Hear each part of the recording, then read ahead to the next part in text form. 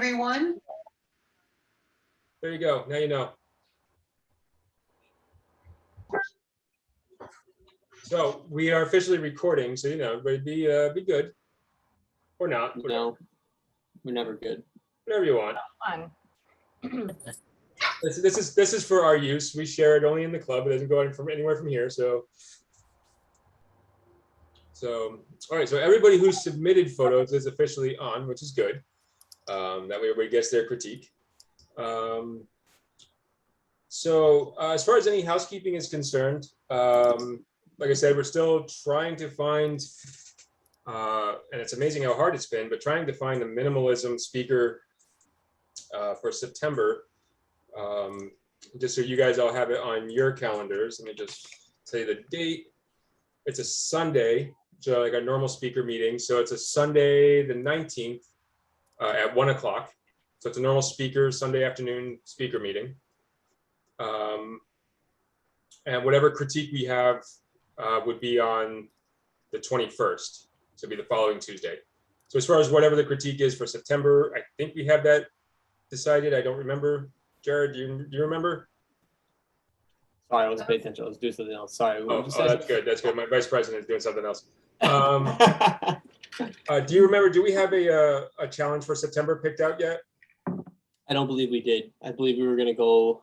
Thought we had one more to go because then October's challenge was going to be for the minimalism. So that way it gave the month of November to get ready for it. So I don't think we had decided on one. Right. I'd have to. Let me text Monique real quick. See what she says. I probably, if I could find it, I'm sure I have our meeting minutes from the last one. If we picked out, I'll get it out to you guys after the meeting tonight, and if not, we'll get one selected very, very soon, like in the next couple of days, and get that out to you. But yeah, the next critique meeting would be Sunday the 20th or Tuesday the 21st at this time, 7 o'clock. Yeah. So other than that, as far as this Saturday is concerned, I think most of you guys are actually going, which is great. Just remember that I think boarding is at 7:55 a.m. if I remembered right. I'm gonna get it up right now. So yeah, 8:45 departure at 9:25. So boarding time 8:55 in the morning. So try and be there by 9 at the latest. Departure time is at 9:25. It's roughly 45 minutes to an hour out to Star Island. So you'll be on the boat for 45 minutes to an hour. You'll go right past the old prison. There's a lot of stuff to shoot on your way out. You can always look back at the city, Portsmouth. You may see some seals, other things going on, lobster boats, things like that. I did this similar sort of trip a couple of years ago with NHPPA, and I shot the whole way out. I just put on a long lens and shot all kinds of stuff all the way out there. So there's that. Return boat departure time is at 5:15. So again, 45 minutes to an hour back. So we'll be back in Portsmouth around 6 to 6:15 would be my guess. We can discuss on Saturday if anybody is up to maybe grabbing dinner, or if everybody just wants to go home. We won't bother planning anything now. And as far as while we're at Star Island, it's pretty much a free-for-all. We can break up into small groups. It's not a very big place. If anybody's ever been out there before, it's pretty small, pretty easy to find each other. Even if you're just wandering around by yourself, you'll run into people you know.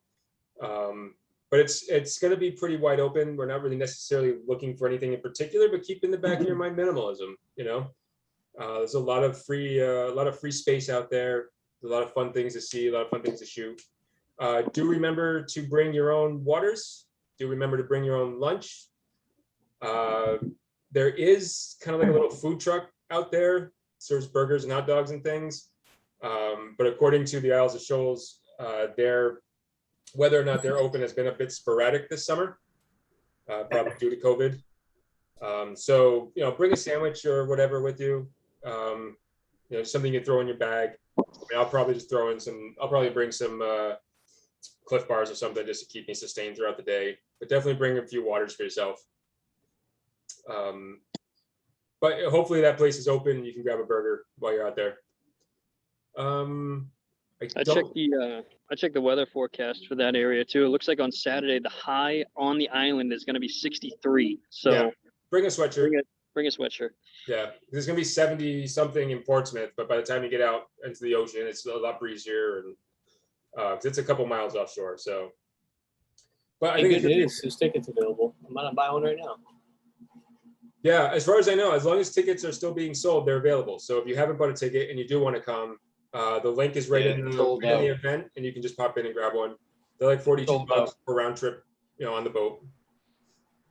I just bought one for Saturday the 28th right now because it must have been one that got returned or something because I'm back in now.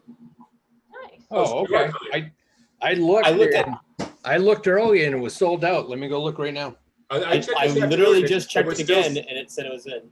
Yeah, I mean, I just I checked this afternoon and it still looked like tickets were available. So Yeah, because I looked yesterday, it said sold out. I was like, oh no, I messed up. I'm screwed. So I just bought mine right now. geez, Jared, it's as if you weren't sitting in the leadership meeting when I talked about you have to order your tickets early. It's as if you weren't there at all. Well, I got a lot of things going on at my house currently involving getting ready for a baby, so I was Oh, kind you of got procrastinating on that. no. You got 7 to 8 months for that. I said that today and got in trouble. Well, yeah, but as someone who's been through it, trust me, you do have 7 to 8 months for that. I need a day. I need a day to shoot. I haven't shot in a while, so Well, if you want to go out sometime, let me know. I'll come out with you. sounds good. Yeah, that's what's going on for Saturday. If you guys have any questions or anything in the meantime, let me know. But definitely check the weather. I don't think there's any chance of rain, so no need for like umbrellas or raincoats or anything. But definitely a sweatshirt might not be a bad idea. Hoodie. Is there parking right there Yeah, there's parking on site.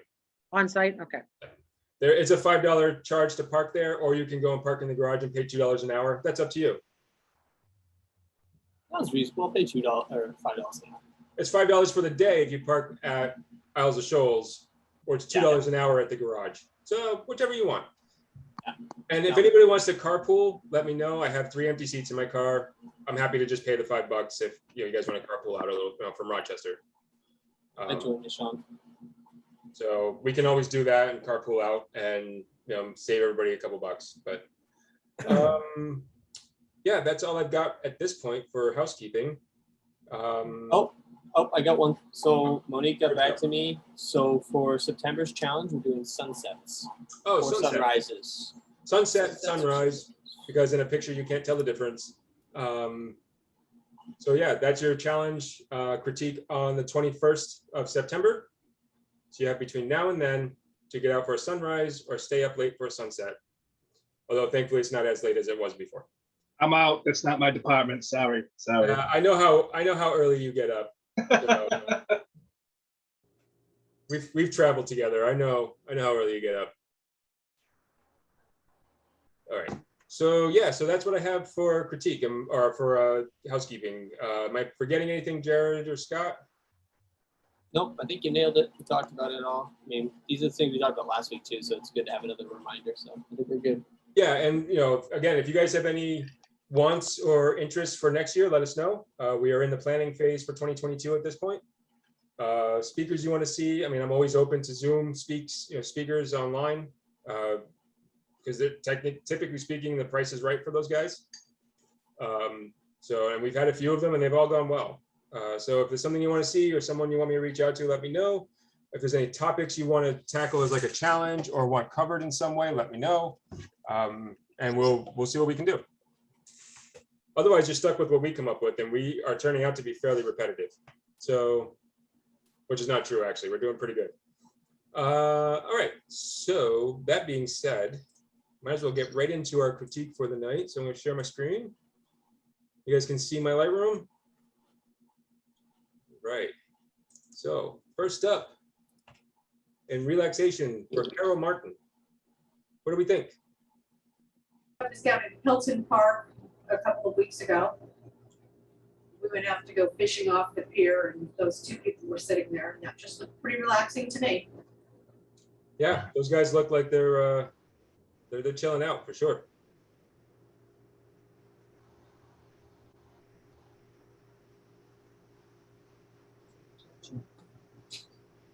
So yeah, what do we think? Who has critique? First, I think your clouds look so fluffy and nice. It's a beautiful sky. Didn't have anything to do with it. Was this a cell phone image? It was a cell phone image, yep. I went to go fishing. I wasn't there to take Sure. pictures. Hey, you know, it's the best camera you have, the one with you. Right. It's funny that the person on the left has clothing the same color as the chair, and the man on the right has the same color as his chair. But his skin matches the chair for sure. He's a very tan fella. Whoops, didn't mean to do that, sorry.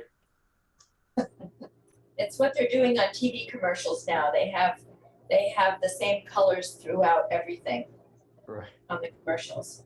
Yeah, the shirt would have to match the chair, the plaid. Yeah. But his tan sort of works for it. It's he sort of gets away with it. Mhm. Yeah. I'm sure he thought about that when he picked the chairs, I'm sure. Well, we don't care about that. Not as photographers. We don't care what he was thinking when he put his shirt on that morning. I like all the horizontal lines in it. It's just a series. If you look at it, actually, all the way from the bottom, right up past the horizon, even into the clouds, there's a bunch of horizontal lines. Yeah, it breaks up above the that first set of clouds. Sort of breaks up a little bit, but yeah, you're right. The waves sort of work in the same way. The waves, the lines in the back of the chairs, the boards, everything. Yeah, graphically very pleasing. Oh, I didn't set a timer. It's nice to see an image that's taken during the daytime and not like a sunrise or sunset or night photo, because I feel like that's obviously what everybody's hitting on these days. Yeah, it's funny because like I find myself sometimes going, you know, it's the middle of the day. I don't want to go out and shoot. You know, Yeah. Too bright, too bright. too bright, or like the sun's not right, or this isn't right. It's a good example of don't let perfect get in the way of good. You know, which is a great saying that I say a lot to myself, and I should follow it more often. But yeah, don't let perfect get in the way of good. No, If for I a would've- cell phone image, it's crisp. Cell phones have come a long way. Yeah. I'm What very kind of phone? surprised. What kind of phone was this taken with? Samsung, something or other, I don't know. Galaxy S, blah blah blah. I don't know what it is. Samsung something, yeah. If I were to make anything, it's like I would actually maybe try to go at a lower angle just so that horizon's not directly in the center. And then that way I think it'd give it a little bit more depth of the image, closer to the boards, like get a little bit lower. That'd just be something I would try, like maybe a different perspective. Yeah, and I think too that would help to put you on their level, at their, you know, sort of at their, I don't know, eye level, I guess. It'd make their head pop a little more above that board too, not be separated by that board. It would actually be a good outline inside of the water instead. Right. Yeah, which might work a little bit better. What about Yeah. cropping it up on the boards, maybe bringing it up more towards the chairs a little bit? And maybe that might change the horizon line. I would say get rid of the sky, if anything. I think a little bit of both, maybe. Like try and bring this down, bring this up. Square crop it. The old 1x1. I love the clouds though. Yeah. I think you need to bring the crop up above that set of clouds that you're cutting off though, Sean. Those, I think the puffy clouds make it. Well, you guys say 1x1, I changed it to 1x1. And then it's like, well, don't do that. So then I don't do that. So, okay, so there's a square crop, including the puffy clouds. What do you think? Pick the guy out. Pick the guy out. I don't have time to do that kind of homework. Oh, Asina. Night night, Olive. Hey, Daddy. Night night, see you tomorrow. No, you don't want to see. Go away. Hey, that's not a bad idea. It's nice. It makes your eyes want to travel less. Yeah. Yeah, there was a lot. I definitely agreed with cropping it up from the bottom. I'm not sure I agreed necessarily with the 1-to-1, but definitely get rid of. Like I would try and bring in a little bit from the left, sort of like that. Bring it up from the bottom, maybe a little bit from the top to get rid of some of that. And sort of I think find a nice equilibrium so that they're sort of sitting in the same spot on each side, and then it's divided and almost mirror. I think it works nice. Symmetry. Yeah. Yep. I was just gonna say that. I like how you can see the swells in the water, though. Obviously, it's Hilton Park, if you know Hilton Park, just because there's always swells there. Yeah. But yeah, I think I mean it's a great image. Definitely makes me relaxed.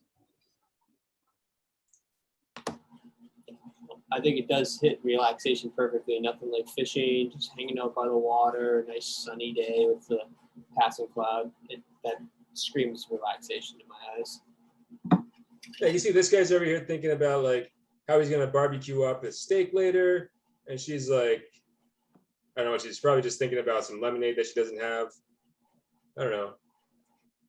But yeah, it's a great image for definitely for our challenge. I like he's got a pipe over here. Oh, I didn't notice that. Yeah, he's got a pipe over here, just chilling. He's got a little iced tea and a pipe. It would have been even better if like there was some pipe smoke coming up. Okay, well, that's our timer. Anybody else have anything left for Carol? Great image. I think good job. Yeah. Yep. Finally. All right. So next up. No, next up. All right. Stupid computer. You've had that issue the last couple. Yeah, well, no, I think I need a new mouse and I need a new keyboard. They're just beat to death. So this is Will Capozzi's first critique image. And I'll Love tell the you, shallow depth of field. I do too. That's I a love book and the, a cup of coffee, right? So Will, what's your inspiration here? I like to sit and enjoy a cup of coffee and do some reading. So it was kind of, yeah, that's where I grabbed that from. And I'm usually outside of my, reading somewhere. This happens to be at my parents' patio. They have some furniture made out of some wood sections, if you want to call them. It almost looks like a log, but it's just like a thin little trimming of, yeah, it's a slab. And, yeah, I like being outdoors. I like sitting, enjoying a cup of coffee and reading something. And I kind of always happen to grab something off my phone, just use the Kindle app. And yeah, so that's kind of where that came from. This is the first time I've seen a representation of reading with a cell phone. Usually, obviously, you instantly think of a book, but in today's day and age, that's perfect. Yeah, it worked really well. And it's funny because I immediately noticed the tree on the app, the Kindle app, and then it's sitting on what I thought was a stump. If you had never explained that, I wouldn't have think of anything else. You might as well be sitting in the woods, Yeah. So it's actually a nice sort of like, in its own way, symmetry of like the tree and the person reading under the tree with the stump. Yeah, I kind of, as I was editing it, I was kind of thinking I really wanted to place those differently, maybe a little further apart or something, but I don't know. That's what I was thinking. Maybe put that coffee mug and then the cell phone, because the cell phone right now is on the bottom third line, which is really nice location. If the coffee cup was a little further to the right, I think you'd be on that other third line, and I think that'd balance it out a little bit better. Yeah, and I wonder, if you were up here, maybe in this corner, it just would help to balance the image a bit. Yeah, I was thinking either turn the cell phone or the coffee cup. I was thinking more turn the cell phone so it would kind of cover a little more area, and then, yeah, I wouldn't. I'd have some space in that background. There's that, and also remember that we read left to right. So if this were facing the other direction, it would almost be a little bit more natural, especially if we're more like, I don't know, vertical in the image, if you know what I mean. Yeah. Okay. Like the reading of the Kindle app would be a little bit more natural. But I mean, I would also maybe think about shifting everything a little bit to the left here, looking at it, just because when I look at the backside here, where the stuff kind of comes back in and curves back out, I try to crop it in a little bit just so it kind of it's smoother. Yeah, somewhere like there. Because then I don't have that distraction on the right-hand side of the stump going back in and out. Oh, okay. Yeah, I wanted to include I like the front in there, but yeah. No, I think, yeah. Story of it, with the edging on the stuff. And just things being placed the way when you sit down, you're putting them down where they are and not really arranging it to be too specific. I like the randomness.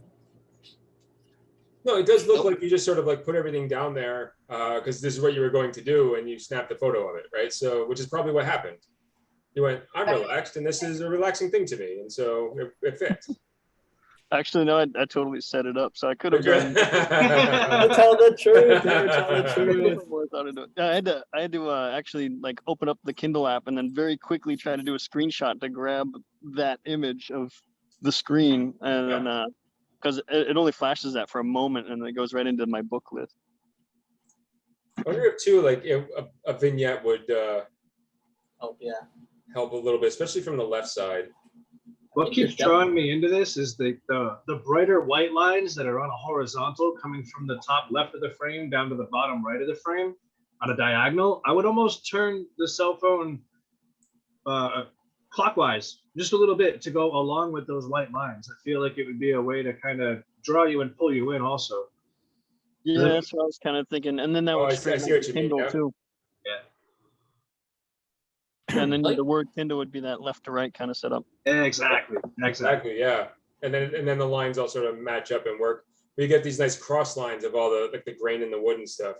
Yeah. Then the Kindle would kind of read you across and make you directly look at the coffee anyway. So looking from the back of the image to the phone it would just kind of mathematically make sense. Yeah. I think your depth of field choice is good too, because you don't want to have all that distraction in the background. I like maybe that. Once, I think I maybe shot this at higher. F4, I think. Yeah, I see. Yep. So it was I tried to get enough that I grabbed the coffee cup in there without going too crazy and only having the cell phone in focus. Yeah, Right. you did a great job of keeping your subject. Both depth is perfect. Yeah, I mean the choice of 35 millimeters at f4, the 35 millimeters allows enough of a depth of field. The f4, gives you the nice shallow depth of field. It's a nice choice of focal length and aperture. Yeah, no, nice. The settings are nice. Perfect. Yeah.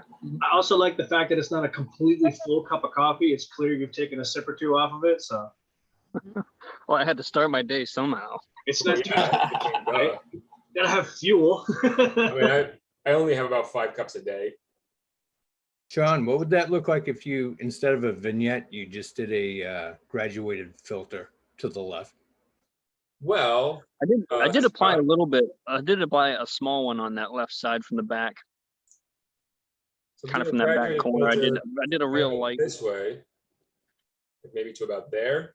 Oh, I like how that darkens that the videos of it. That's nice. Takes the highlights down a little bit, which is nice. Now do one more from the top left corner down over that.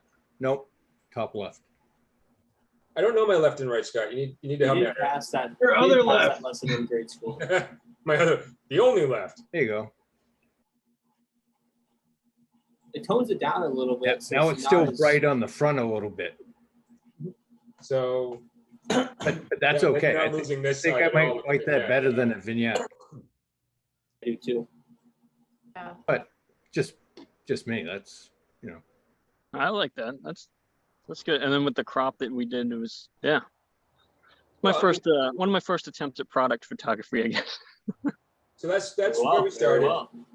and this is and these are all is nothing but suggestions, Will. Oh yeah, no, I appreciate it. So yeah, I mean, without the suggestions, it's a great image. I think it's great. So it certainly screams relaxation to me. So there's few things that I like doing more than just sitting outside reading a book and sucking down a coffee or two. I just don't get to do it very often. I forget who did mention the fact of it being so random. I do actually like the aspect of that too.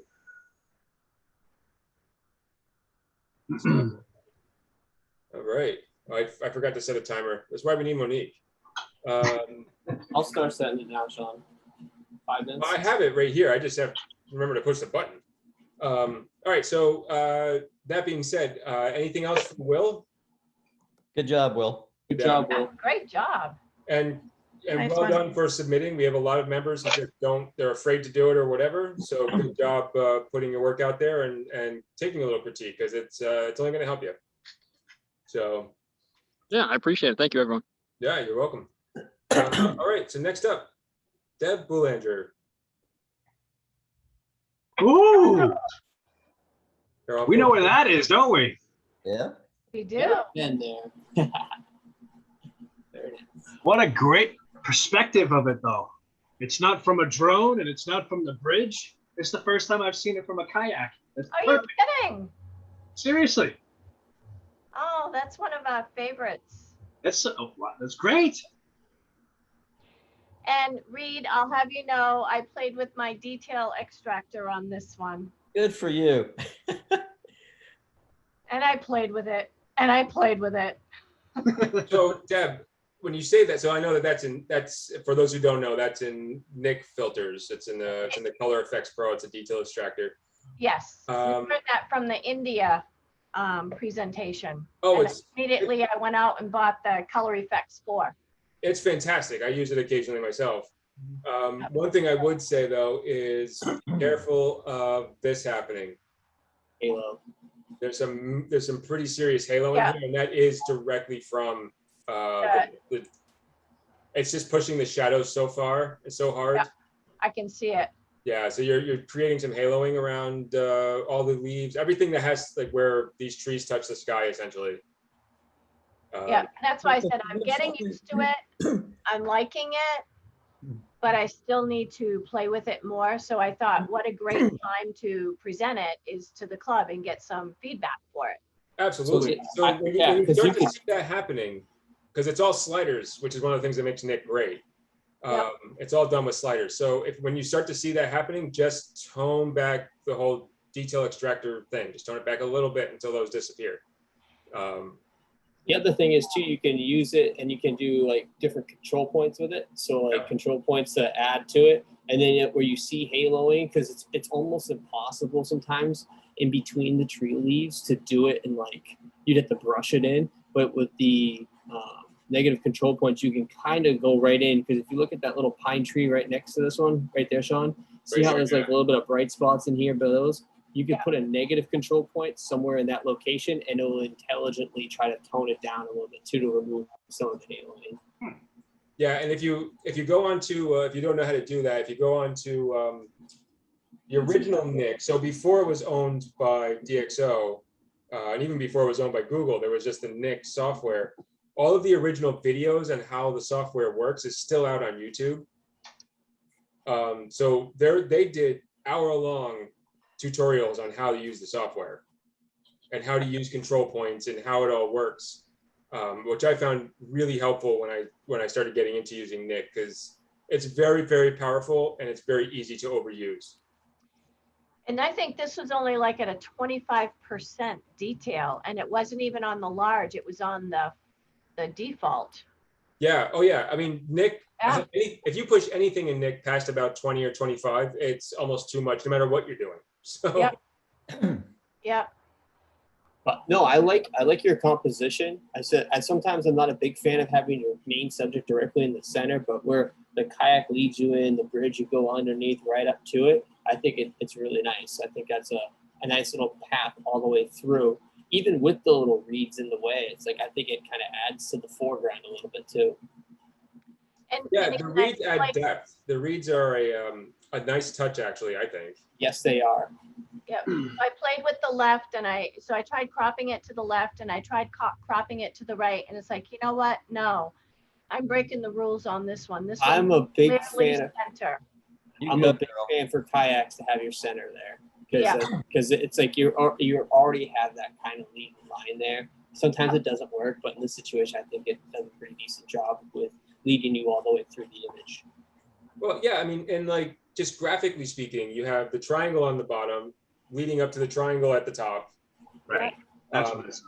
You might even be able to take out, crop it in from the top a little bit, but I don't think you need to. No.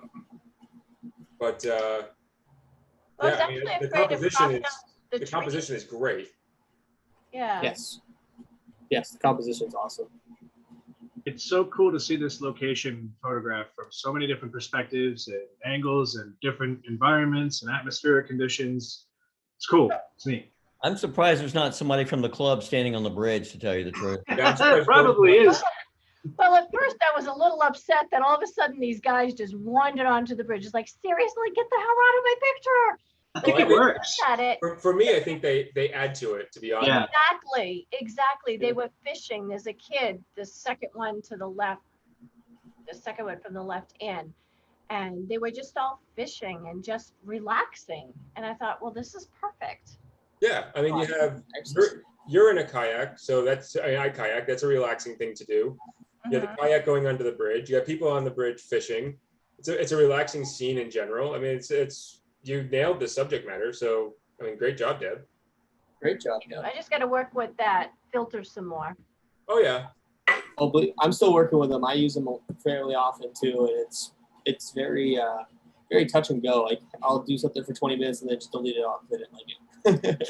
Yeah, I do the same thing. But the fact that you can bring it into Photoshop as its own separate layer and can then play with opacity from there. So even if you overdo it in Nick, you can then tone it down in Photoshop if you're using it that way. I've always found that was a helpful thing as well. So I don't know if you're using it in Lightroom or Photoshop, but Lightroom. I bring it in from Lightroom, but I did this. I think this is like my 6th version. And I still honestly wasn't overly happy with this. I love the anger you see in the clouds. It almost adds a lot. I think it adds a lot to it too. I like the clouds a lot. What if you just brought the contrast up a little bit, brought in your black points? I wonder, like sometimes when you do some of this HDR-y stuff, it just becomes so flat that you lose, in my opinion, at least, you lose some of the dynamism. Yeah. So like all I did here was I just added a little bit of contrast, clipped the whites a little bit up there, clipped the blacks in your shadows a bit, so it wasn't quite so HDR-y. HDR, I like that. I don't know if that's better or not, but so. It almost looked like it took the lines out from the trees a little bit too. Well, that's, I mean, whenever you're seeing halos like that, that is where dark is hitting light and you have pixels. No, they're still there. You have white pixels in here, which are hitting the dark pixels behind it. And it's just, you're pushing it too far and this is what's happening. It's essentially an artifact. So if you find yourself pushing it this far and you see this happen, just bring it back a little bit until you see it disappear. But yeah, I mean, let's see here. So, I like the texture in the clouds on this. Yeah. No, this has been great feedback because I really want to get into start using, I've noticed a huge difference with the detail extractor. So getting this feedback tonight was perfect. Thank you. I mean, so even just a little bit of contrast. I mean, it's part of what I've never liked about, you know, and it's a personal preference, but I've never liked about the HDR fad that sort of happened. You've lost all of the depth in it. It just became two-dimensional, and you lose all the 3D depth because it's all, there's no contrast in it, typically speaking. So even just adding a little bit of contrast to it made a big difference, in my opinion. Yeah, no, it did. Thank you. So. Good job. Right, and I see that Monique is on, so my timekeeper is officially here. Hey, I just hit the last one. We just hit 5 minutes. Oh, did we? Fantastic. Yeah, we just hit it. Okay. All right. So, does anybody else have anything for Deb? I know we kind of dominated the conversation here. Anybody else want to pipe in, or? Yeah, we love the ripples in the water. I think that's That's some of the relaxation too. yeah, it does. Beautiful. Thank you. I guess what I didn't show before is we had already finished off a bottle of wine, but There's no better time to climb in a kayak. oh, there were 4 of us that day. We have a habit of each bringing a bottle of wine, cheese and crackers, finding a beach. You know, life is good. Yeah. Beats the alternative for sure. That's the point of this whole challenge, you know, find what makes life good, right? Right. All right. So well done, Deb. Thank you. John, are we doing 5 minutes? For submitting. Yeah. John, What? are we doing 5 minutes? We've been doing 5, yeah. Okay, No, at least at the 5-minute mark, we try to start wrapping it up. sure thing. All right, next up, Matt Bizan. Oh, I love this. I'll give you a minute to suck it in. Oh, very confident. Wow. This is amazing. It's as simple as it is. There's a lot going on in there. What was that taken at? That was taken at, you know where the Wrigley Bridge is in New York? Yep, I do know exactly where you're at. There's a wooden boardwalk that goes down underneath the bridge. That was taken right there. Is this your wife? It is. Her hair's coming back. It looks great. Yeah, she's rock. It's purple. You can't really tell in this picture. Oh, I saw that you dyed it for her. That's a good husband right there. You dye your wife's hair. So I called this sanguine serenity, which sanguine, if nobody knows what that is meaning optimistic or positive, especially in apparently a bad or difficult situation. Serenity meaning the state of being calm, peaceful, and untroubled. I felt these two words described my wife's outlook and perception on life's unexpected troubling events to a T. It seemed to be the most fitting dance of words that worked well, defining the feelings being expressed here. The subject was relaxation, and to represent that in whatever way we saw fit. Well, nothing speaks more to me than being calm, peaceful, and completely relaxed in a world that seemed otherwise dark and foreboding than Liz. She has a way of being bright. She has a way of being a bright light in circumstances where others could feel trapped with no way out. She has a way of lighting up a room full of people with a simple gesture. She has a perfect correlation she's a perfect correlation of relaxation to me. I felt this was a great way to portray her uplifting and illuminating essence metaphorically in a world where most see it as being dark and dismal. She's found peace in times that most would crumble. She chose solace over concerns and found her place instead of feeling misplaced. This to me is the ultimate representation of relaxation and calmness in a place where everything out of touch is unseen and unpredictable. That's Beautiful. Wow. Alrighty, fine, you win. I wish I liked my wife that much.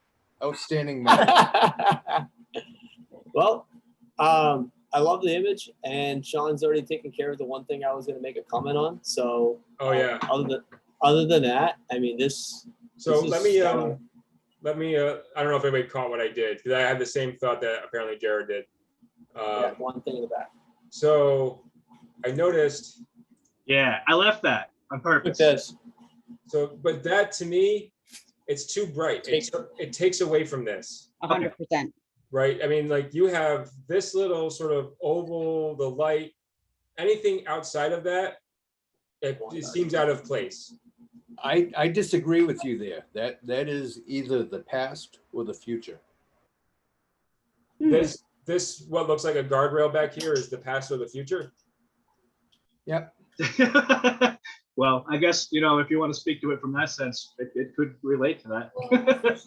So, and this is why this is good, because it creates some discussion about there's disagreement here, which is good. Yeah, I figured that when I took this and chose this image for this specific thing, I figured that this would hit people in a couple of different ways. This isn't exactly what people would expect to be a representation of relaxation. I like it in. So one of the things and the reason why it probably bothers me is you have a vanishing point here, which your eyes are naturally going to follow. Right. Right. So my eye is naturally going right past her to whatever this is back here. Yep. And that bothers me because I want to look at her. I want to look at this lantern. I want to look at her laying in this. And as soon as I darken this down, my eye it didn't even see it anymore. Right. And so that's where I was coming from.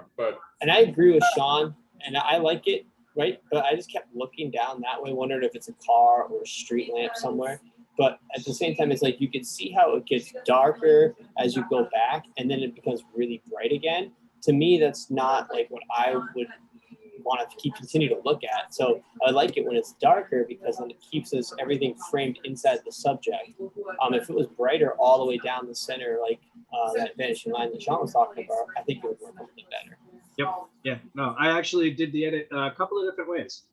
and trying to not always, also tried to not over accentuate the vignetting aspect of it. But as I started playing with it more and did a couple of different renditions of it, I felt like having just a little bit of the highlights in the background leaves a hint of curiosity, you know? It leads somewhere for sure. But I think sometimes we all get into, because I think I have those same thoughts when I'm editing sometimes, like, well, where did this lead? And that's if it's taking away from your subject matter, it doesn't matter what's beyond there, right? Right. Yeah, I felt it could go either way, but it looks great blacked out too. Right? Yeah, so I sort of did it halfway to what I had it before, where I left it sort of, I took the highlights down and the exposure down just like, I don't know, a tenth or something. Actually, you know what's kind of cool? There's a bench way in the background. I don't know if you could zoom in enough on it, but it looks like the shadow that's cast on the rails going across looks like a silhouette of a person. You see right where your dot was just sitting? Yeah, right there. Yeah, I don't know if you can tell on everybody else's screen, but it kind of looks like somebody's leaning against the rail there. That would definitely not show a sense of relaxation in any way, shape, or form, but I thought it was kind of cool to have in the picture. Yeah, so I think amazing. Posing's awesome. It's a beautiful image. Thank you. And by toning it down a little bit, it still gives you that sense of like, oh, there's more beyond here, without taking away from her and your subject, you know? Yeah. And they didn't email me back, but they called. I just sort of see it as she's thinking about something. We know she's thinking about something just by the way she's looking.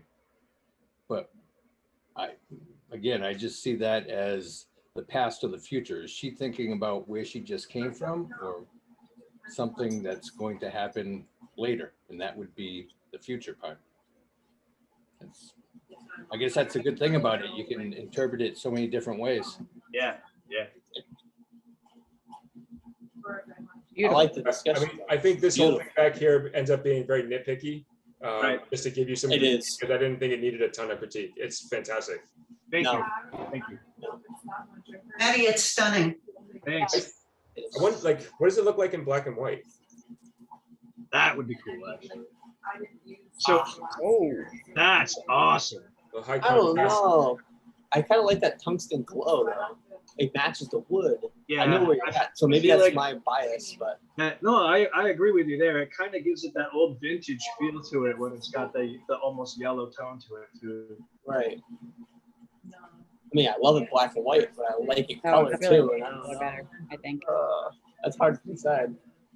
Well, it looks great both ways. That's the thing. But I agree with you. It's almost like sepia tone. It almost looks nice. Yeah. Yeah. I added a little bit of grain too, because I thought in this particular image, it looks nice. It works. Yeah. I actually like a filmy sort of look. There's so many things you could do with this image. It's crazy.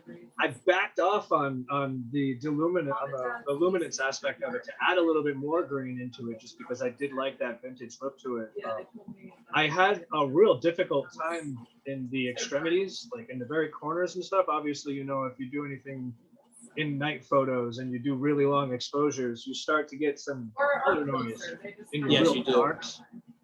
So I ended up doing gradual filters around the sides and then what I did was mask filter, the gradual filters, to be able to concentrate just on the shadows, to drop the shadows and leave the highlights so you could see the wood there. There's a lot of editing that went into this image. If anyone's interested, I'd be willing to show you the raw photo as well, so you can see what I started with. Yeah, this is one single shot, 30-second exposure. It was shot at f/22, which normally, if anybody does night photos, they know that that's like not really typically something you would do at night. No, but that's how you get the starburst. That's how you get the starburst. Yeah, that's exactly how I had done that. And I took a couple of other exposures with, you know, different settings, and I just lost way too much detail. And I was like, all right, I got to stop this down all the way.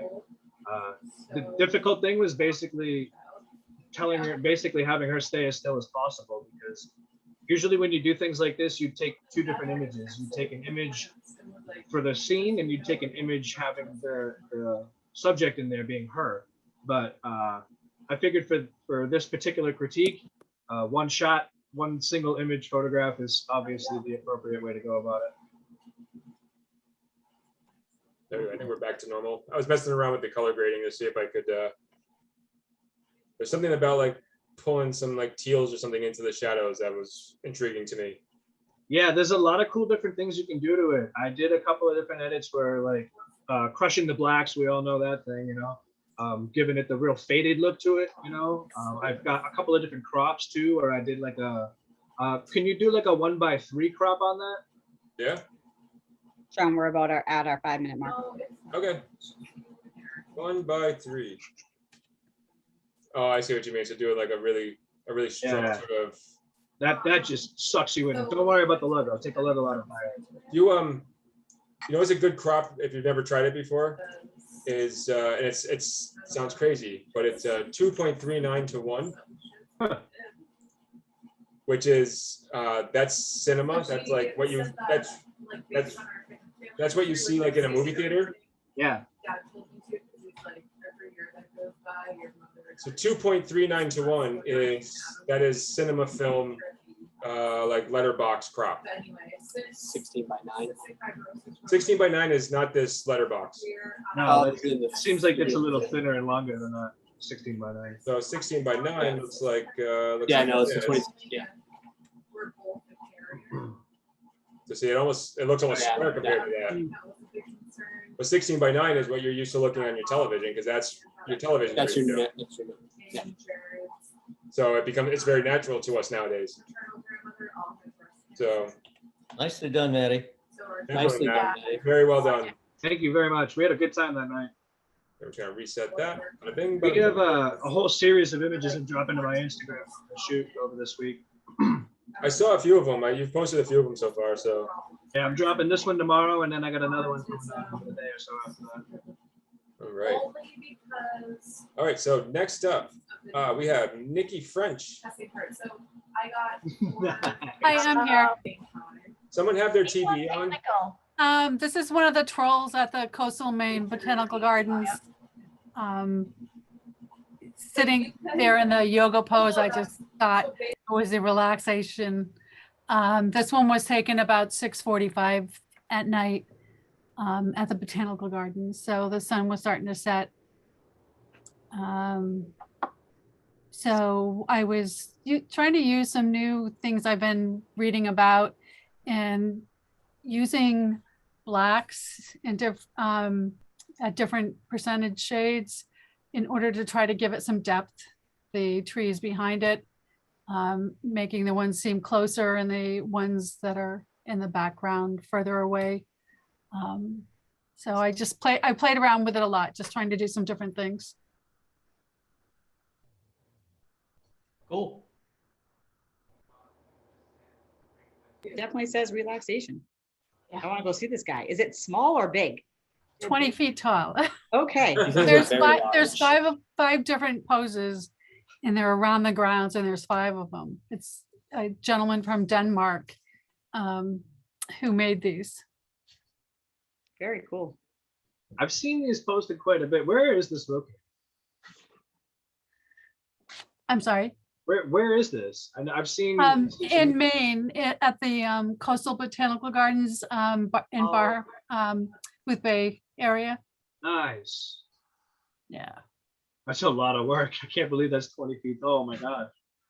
They're huge. They're amazing to see. They're gonna be there beyond this year, correct? I don't know how long they're going to be there. All right. What were the settings on this one? You have ISO 1600, 27 millimeters, f4, 1/160th of a second. Yeah, and these, I was there with a couple of friends, so I had to shoot everything on automatic, which I hate. I don't know. I mean, automatic works, but I was curious because it looked like you pulled the shadows up a lot on maybe on the right side or both. I don't know. Something about his hand. Yeah, and actually the corners, when I did the vignetting, it was a little too dark. I should have gone back to change that. That is one of the nicest backgrounds I've seen in a while. I like those trees. Yeah, I like the way, probably just the way you edited it, but how he just stands out from that background, but the background doesn't get lost either. Yeah. So I, go ahead, Nikki. Yeah, at least at F8. So the only thing I see a little bit is I think there's some small chromatic aberrations against some of the trees. So I'd see if I could try to remove some of those. Like there's a little bit of purple on one of the trees on the left. So it's like nitpicky stuff again.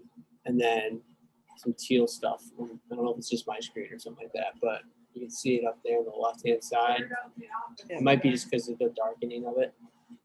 This stuff up here, Oh, yeah, I didn't notice that. I missed that. Okay. yeah, there's maybe some chromatic aberration. I'm not sure if that's just an editing going on there too. Could be. You guys know what chromatic aberration is? So it's where light meets dark, and you'll sometimes get these like purpley or sometimes green halos around things. And Lightroom does a fairly good job removing them. And that is usually, let me see, it's not usually, it's always found under lens corrections. Like this remove chromatic aberration. You just let Lightroom do its thing. And I think it's just too much of it here really to do much. Yeah. It does a good job if you're getting it in your lenses. Like if you have fairly inexpensive lenses, sometimes that's what makes cheap lenses different than from expensive lenses is they'll have some chromatic aberration. Lightroom does a pretty good job removing it if it's lens related. But Yeah, no, I had the chromatic aberration on. I automatically, when I import my stuff, it's there. And as I said, I played around a lot with it, so I'm not sure if it's something I left there when I was using the different layers and masks. But yeah, I had missed that. And the stuff around the hands has to do with my masking. I should have blown it up a little bit more. Used probably some finer brushes to finish off some of that masking. have you tried this select subject yet in Photoshop? Yeah, I started out in Lightroom and then moved over to Photoshop. But Photoshop now has an option called select subject. What And do you do with Photoshop and AI will Oh, I didn't think about using that. yeah, Photoshop's AI will decide what is the subject and select it out. And it's surprisingly very good. Yeah, it does a pretty good job. I mean, you often have to go in and sort of, refine the selection a little bit, but like on this where you have like the bright guy and the dark backgrounds, it probably would have done a pretty good job just selecting it out for you. Yeah, and I forgot about it because I do it when I do the flowers and the textured backgrounds. I didn't even think about doing it for this. That would have been much easier. But that is a very cool photo. Oh, excuse me. That's your 5-minute warning. Your 5-minute warning. That's the time is up, 5-minute warning. All right. In that case, anything else for Nikki? No, it looks awesome. Nice I like shot. that one. I I like like how it fills the frame on that. It's just, I mean, I know it's 20 feet tall, so it's probably easy, but that looks good. Yeah, and for 27 millimeters, there's surprisingly, maybe I'm not seeing it, but it's surprisingly not a ton of distortion either. It doesn't seem. But to be that wide and have no distortion, that's actually pretty surprising. Yeah, like you notice it with these trees almost instantly. I don't really see any at all. Yeah. So, I mean, you definitely chose a nice place to stand. Yeah. What a cool piece of art. That must have taken forever. Oh my goodness. Oh yeah, whoever made that deserves like, I don't know, a medal or something. A crazy Count the number of nails. The guy who made that deserves money. Yeah, I'm sure he's got it. Is that the only one there or are there more? There's a bunch. Yeah. So there's 5 of them out there, isn't there, Nikki? There's 5. Yeah, there's 5 of them. Some of them are standing, some of them are sitting down. They're just amazing to see. It's worth a trip just to go see those. Even if you're not into flowers and shrubs and stuff, they're all around the area. It's actually a beautiful place to go. You can go out along the edge and you're out along the riverway of coming in from the ocean. It's actually beautiful.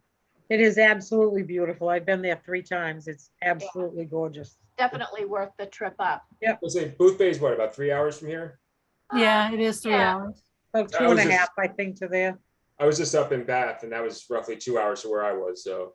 Yeah, it's not that far from Bath. Yeah, Where- it's a little where bit this is. beyond Bath, yeah. Yeah. So, all right, nice job, Nikki. Thank you. All right, we're gonna move on here. This one is Lisa Shurtleff. That's great. Nice. Nice. Who's this guy? Well, I went up last two weekends ago up to the Wiscasset, Waterville, and Farmington Railroad in Wiscasset, Maine, Okay. and they were having a World War I reenactment camp. And this guy, it's all volunteers, and this guy was just riding the train all day long, back and forth, back and forth. He was dressed in period attire, and he would talk to you about the period. It was a very cool thing. They were actors all over the place, the conductor and out at the World War I encampment. So he was just riding the train, relaxing on the train. I tried to get rid of the guy behind him, but I couldn't get rid of him. No, you would have had to ask him to move. Right, yeah, I know. So I darkened him as much as I could just to get rid of him. But yeah, this guy was, my husband had quite the conversation with him as far as history goes of this railroad and everything else. It's a very neat place. The natural lighting on it is awesome, like in the window. Thank Even you. though the window's really bright, I kind of like how you can see how it's just half of his face has got that bright highlights and the other one doesn't. So I think the lighting on it is really nice. Yeah, the framing of the guy in the shot is beautiful. Thank you. With the windows and everything, it's really cool. Really well done. So the one thing I know you put a vignette on it. I almost want to get rid of it from that upper left-hand corner just because I can see it pretty abruptly. I did it in the because window. the left corner, I did it more so I wanted to get rid of the guy in the background. I know, I agree. I know exactly why you put it there. It's really noticeable up in that section there. Oh, okay, yeah. Because it's like everything's really bright and in that one corner of the window, which would not be natural. But if you were to you could put in like a reverse radial filter in the other three, and that would help it out too. But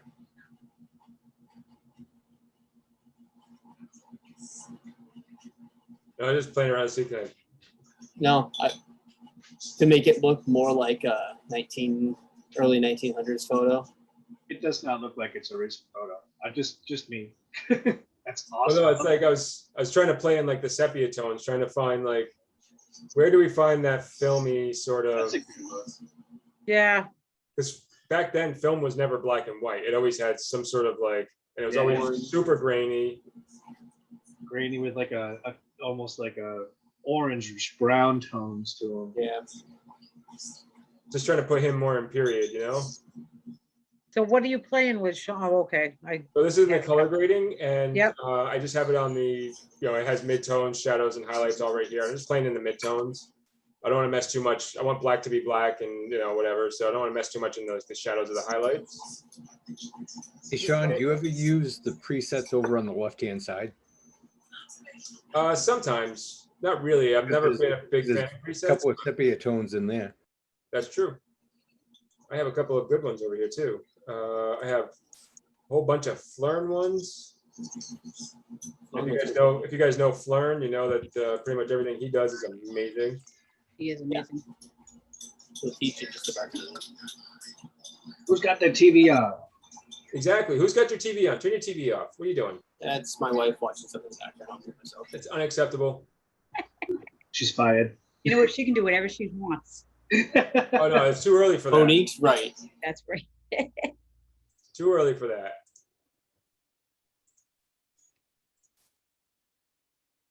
Oh, that's cool. That's I kind of like looks that. nice. Yeah.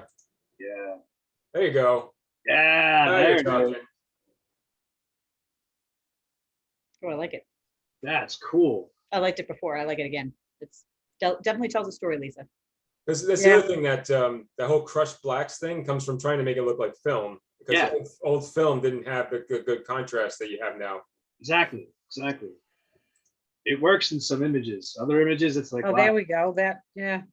Huh. So these are all Flern's. That's cool. Oh, Yeah. yeah. And then these are all it's doing is changing the settings over here. So if you're looking at it going, well, still something's not right about it, you can play with the settings and get it to where you want it to be. So really like the expression on this guy's face where he's, you know, he's posing for you, but he's not smiling. He's just kind of stoic, and there's a conversation happening there, and you want to talk to this guy, and it just kind of intrigues you. It draws you in. I really love that. I think that pose is so appropriate for the era. You very rarely see people in that era that are smiling in photographs. Right. It was Well, weird. because it took so long to take the photo that they couldn't smile. They just had to hold still. Let me up. Gotta go to the restroom. No, it was a very, very neat place, this railroad. It was a lot of fun. A lot of history. This is just a built into Lightroom. It's in the style vintage preset. I don't remember which one it was now, but it was just one of these here. It looks like it's number 7. Yeah. We're at 5 minutes. Okay, so that's, I mean, if you wanted to look at that, some of this stuff is built right into Lightroom if you wanted to play with it. So Okay, yeah. I've never used the presets either. So ignore the Flern stuff over here, because I think I got that in one of those 5-day deal things. And then I created a couple of my own presets here. But yeah, these are the ones that are built right into Lightroom. So you have some what they call futuristic, which is nonsense. Cinematic, which is going to be a lot of like teals and blues and things. A lot of high contrast and cinematic stuff, and then different portrait ones, which I really don't use much of these at all. But yeah. It's a good place to get an idea from, though. You know, like I'll look at other people's preset images and things that are edited to like the extreme and be like, all right, I kind of like that look, and try to actually edit towards that. Oh, sure. Yeah, sometimes it's a good starting spot, and then you can kind of, you know, make it your own. It's rare that just a preset just fits an image. Right. It happens, but it's rare. So you kind of have to play with them, see what works. You know, it also helps, you know, when you look at like a preset and you go from one to the next, go and actually look at what changed. Yeah. It'll teach you what all of this is doing over here, so you can learn to do your own. Right. So if you go from this one to, you know, from 1 to 2, well, it took the blacks down a little bit. It changed probably the saturation, which makes no difference here, but maybe you changed a little bit in the sharpening, or maybe you added a little bit more grain or whatever. You know, if you're playing in presets, use them too to learn, because you can see like what happens when you change things, because you know that's what it's doing. And Sean, am I correct that you can erase part of the presets on the ones that are Yeah, generated? So that VN So like that 07 shadow one, we say you don't look like. at it and go, I think in my mind there's too much contrast here. Well, you can bring your blacks up. You keep the preset, but then brush the blacks out a little bit, which makes it even more vintagey looking, you know? I was thinking more like a brush that you would be able to erase something. Erase, I don't know about in Lightroom. Maybe anybody know in Lightroom if that's such a thing? I mean, you can use a brush. It's a brush. Yeah, it wouldn't really erase, but you can make, you know, more pinpointed changes to it, right? I mean, yeah, it's for adjustments. So like you can kind of say, well, I would rather have less contrast in here or here, but more on the edges, you know, that kind of thing. Okay. But either way, you know, Lisa, it's a great image. I love it. It's everybody's right about the window light. You nailed that. So yeah. For as tight of a crop and as full of the subject is in the scene, I love the depth that the windows create, the background, and the subject behind the subject. It's really cool. Yeah. Makes you want to look deeper into what's going on there than just the stagnant expression. Yeah, makes me want to go hop the train. Yeah. Right. It was cool. It was a narrow gauge steam engine, so it was one of the smaller ones. Yeah. Did you do this with Don? No, but that's how I found out about it. Was that they said they were doing a walk up there, and my husband loves trains and he loves history. Yeah. So I kind of crashed their party, although I didn't crash it because I stayed away from them. But Right. I got the idea from Hans. Yes. It's not a bad idea. Don was dropping some pretty cool images from that side. Yeah. No, it was it was through them that I found out about it, but I did not go with Hans. I went by myself. Very sneaky, very sneaky. I know. I did run into Dawn and said, "Hey, thanks for the idea." Nice. And it only cost me $15 and it cost everybody else 130. So I saved money. Well, that's true, but you didn't get any instruction from Don. No, I didn't. You're absolutely right, but that's Which all is, right. which is what you're paying $130 for. Correct. But So- it's a really cool place if anybody's ever up in that area. It's up right outside of Bath. Very cool. Very cool. All right. We're way past our 5 minutes. Nice work, Lisa. Thank you. All right. Next up, Asina Navarro. Ooh, like, Nice. I got it. Very inviting. Yeah, I'm chill already.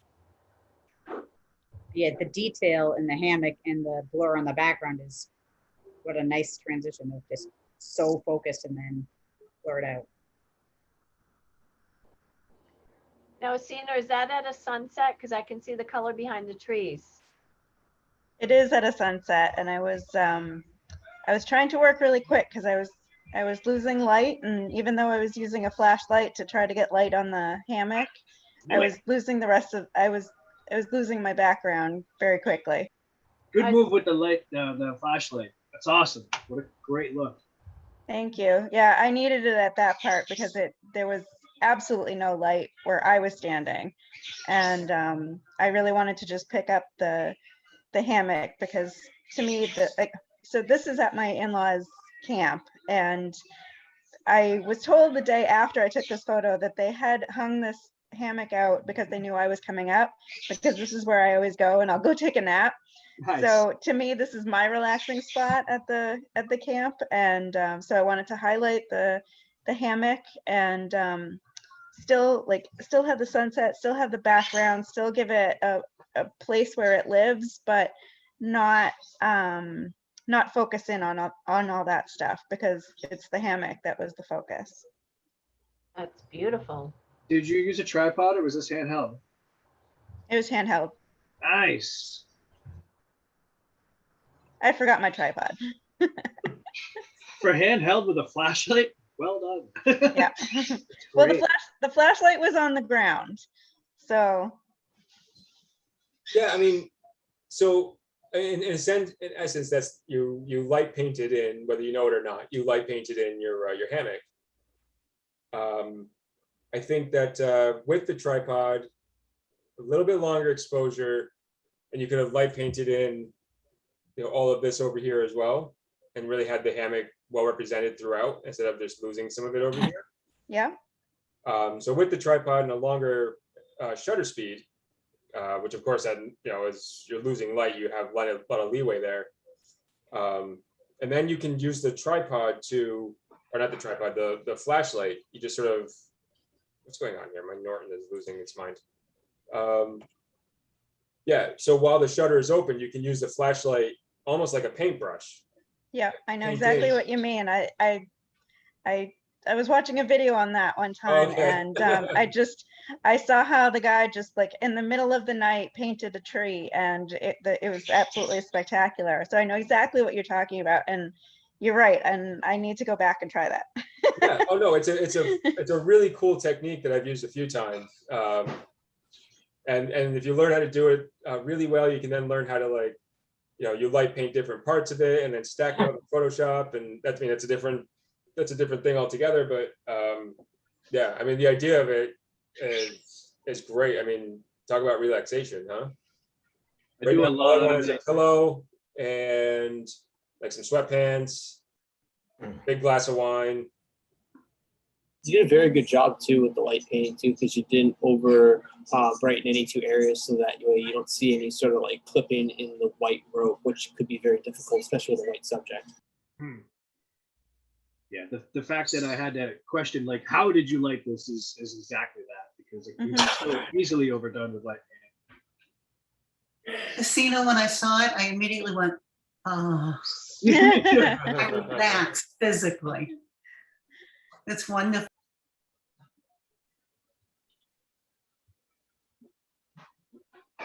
Yeah, I mean, well done on the just hitting the subject matter right out of the park. Good job. Thank you. I wasn't so sure, but this was the one that best fit the relaxation theme that we had, and I took so many more photos of the hammock with my flashlight, and I think I have a good minimalism one as well later on. So Oh, good. I love the way that it's all woven. So I just knew that it would give some really nice texture for the foreground, and the sunsets on this property are just always fantastic, and it brings out so much light in that water, and it's such a happy place for us. That's good. Me personally, I'm a huge fan of like big contrast and sunsets, and this just hits all of my awesome buttons. So you brought this one out. Awesome. High five. Thank you. Yeah. That is our Very 5 nice. minutes. I like it. All right. So anybody have anything else for Sina? All right. Sina, well done. It's a very, very nice image. Makes me want to, like I said, get a pillow and grab a glass of wine and go chill out by the lake. All right. Up next, we have, this is Chris Morse's photo of the Gundalo. It is. Last week, we were invited to go with the Manchester VA to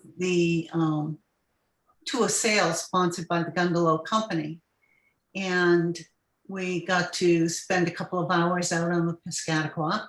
And it was just a thoroughly relaxing day. The clouds you can see were beautiful. And the water was so smooth. It was perfect. Wasn't too hot, wasn't too cold. Loved learning about the ship. It was very interesting.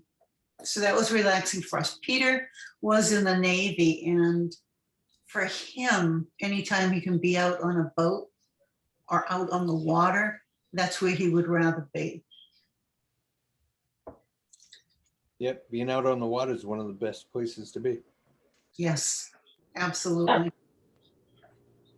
All of the people who are on there, except for a few of us, spouses, were veterans. And they had free parking. There was no charge for the cruise, and the staff was just delightful. They knew the information inside and out. Once we got out, I'm trying to think of where.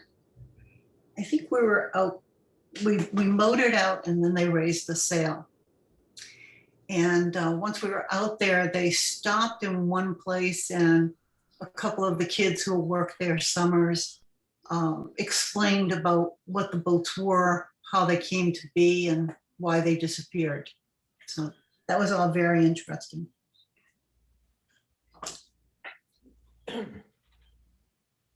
We had a company outing on it about 5 or 6 years ago. Really? Oh yeah, they rented out for company outings. So we went out and sailed all up and down the Piscataqua, brought our own food on it, brought our own booze on it. Had a great time. It was a lot of fun. And yeah, as you said, the people that work on it are very knowledgeable and explain the whole thing. And we didn't want to get off when it came time to get off. We just wanted to keep sailing. It was so much fun.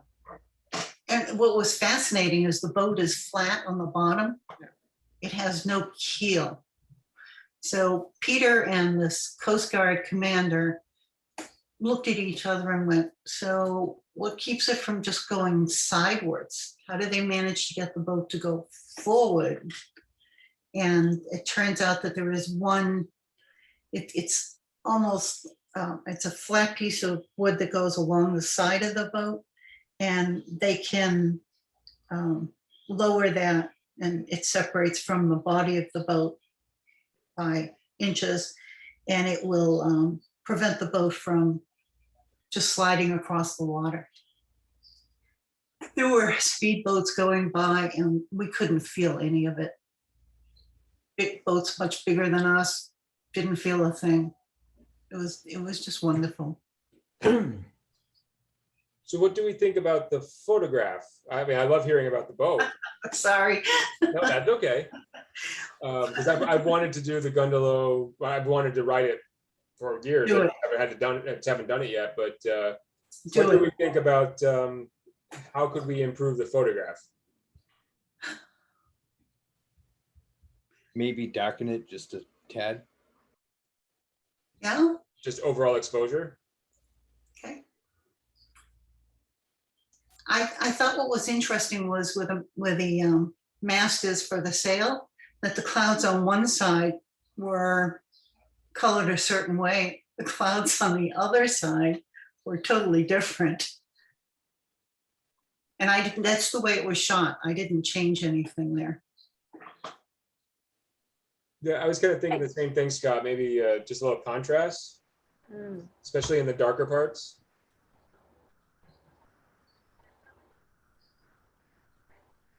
I mean, I maybe would like to see, I don't know if you had the room or not, but taking a step back and getting the whole mast in. I did not. That was my goal and I did not. You couldn't, just didn't have the space. I mean, hey, that is the way it is, you know? That's tough to get the whole thing in. Oh yeah, absolutely. Yeah, you need some space there. If I had taken it from the other end, I would have gotten the bow and could have gotten the whole mast, but I would have lost the name and the rudder at the back. Yeah, well, and there's a certain story here too, where you're looking down the gangway, some people like, you know, talking, maybe getting on. I mean, there's a story there too that's probably better than from here than it would be from the other side. So Yeah, I think you got to shoot from the stern on this. yeah, I think you like have the to little. shoot here. I like the leading line from the dock down to the, or the leading down to the dock. That's kind of nice. Yeah, I don't know if maybe it needs to be strained a little bit, or maybe there's just some distortion happening. No, maybe not. It looks like this, which I want to be straight, is sort of leaning, but then the mast is straight. And the horizon line, I know this is a hill going up, so it's hard to know for sure if your horizon line is right, but And it could have been the way I was holding my phone. could be. That's our 5 minutes. Auto. Yeah, there we go. Sometimes auto is the best. Sometimes it's the worst. Oh yeah. If you're using auto on your camera, we need to talk. But Thanks, auto, guys. when you're going to be like just straightening some stuff out in Lightroom, auto is fantastic. Lightroom does a great job straightening things out. Yeah, full sort of distorts it a bit, but auto just sort of straightened it right out. See? Perfect. Thank you. But yeah, if anybody on here is using auto on their camera, we need to have a chat, and I'm going to help you get out of that. We are going to help you. What's that? We, yeah. We're a team. But I will personally take you aside and talk to you, and we'll figure that out. All right. This was my cell phone. Well, you know, you can only do so much with a cell phone, but I mean, hey, like we said earlier, the camera you have is the you know, it's the best one. So, Yeah. you know, even if you owned a Hasselblad, if it's sitting on a shelf at home, it makes no difference. So, yeah, I mean, it's great. It tells a great story. Very relaxing. I like it very much. Great job, Chris. Side note, I want to own a Hasselblad. Okay, yeah, thank you, bye.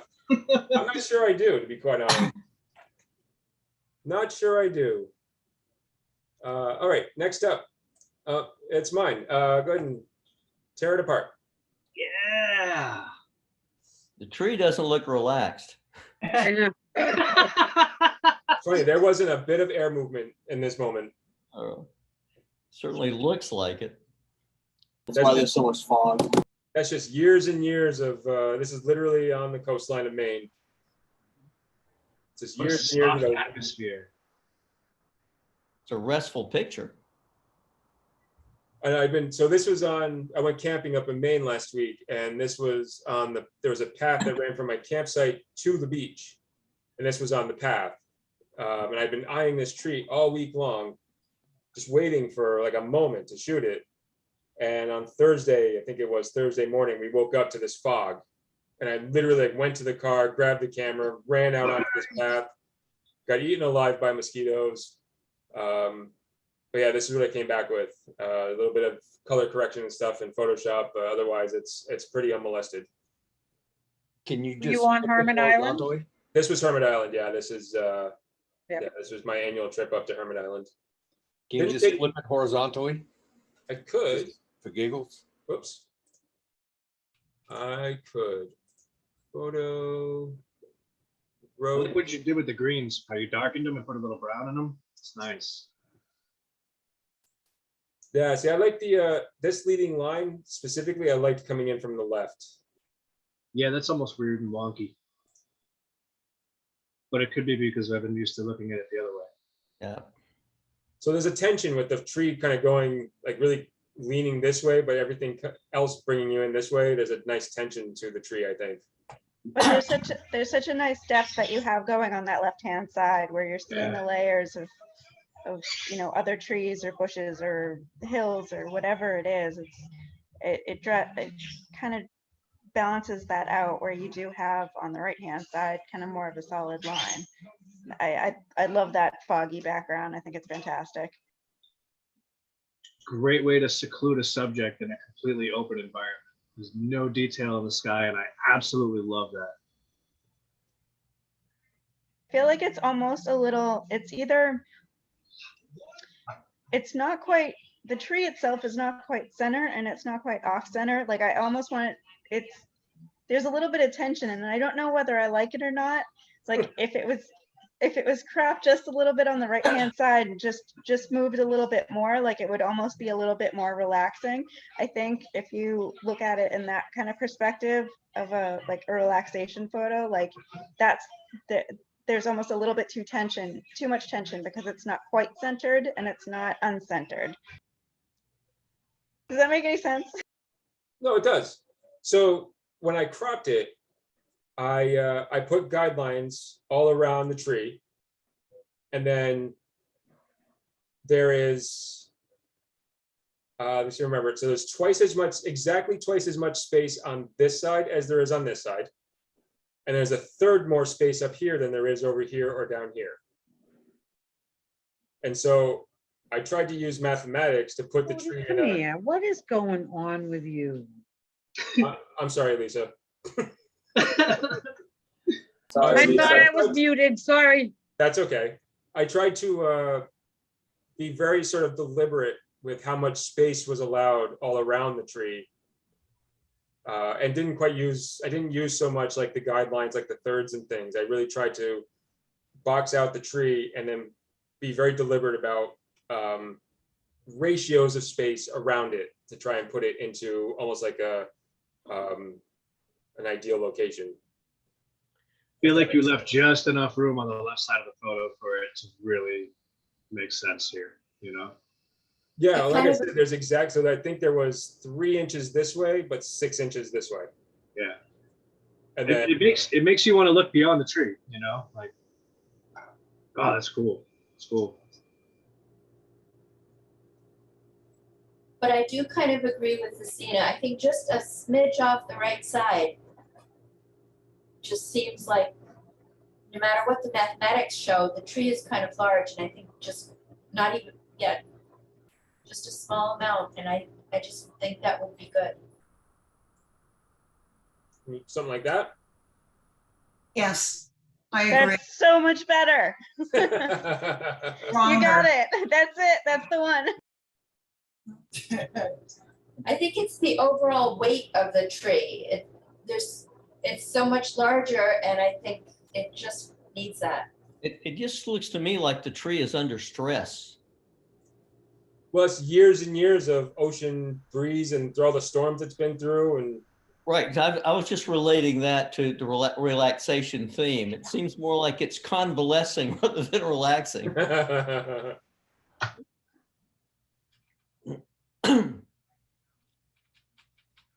it's funny. I went all the way up there and took literally like a handful of photos. I barely took my camera out at all. I was too relaxed to do the relaxation theme.